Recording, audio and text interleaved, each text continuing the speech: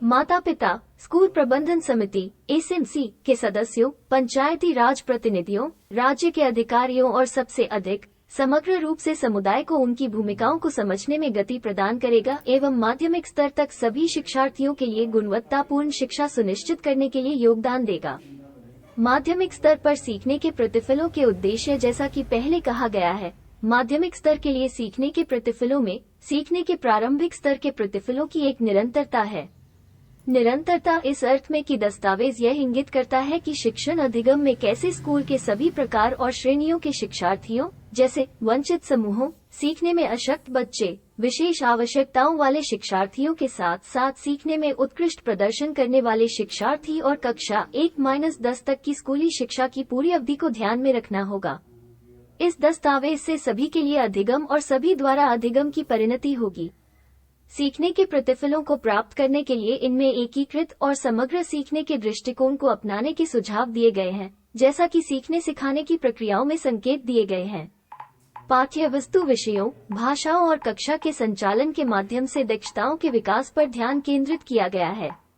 वर्तमान में सीखने के प्रतिफल नामक दस्तावेज में शिक्षा को शैक्षिकी और पाठ्यचर्या योजनाकारों, माता पिता और शिक्षा में हितधारकों के लिए कुछ प्रमुख विशेषताएं निम्नलिखित हैं। संपूर्ण दस्तावेज को प्रयोक्ता अनुकूल बनाने के लिए यथासंभव सरल भाषा का प्रयोग किया गया है। प्रत्येक विषय में पाठ्यचर्या अपेक्षाओं में राष्ट्रीय पाठ्यचर्या की रूपरेखा एनसीएफ 2005 दस्तावेज पर माध्यमिक और उच्चतर माध्यमिक वर्ग के लिए पाठ्यचर्या में शामिल अपेक्षाएं सम्मिलित हैं।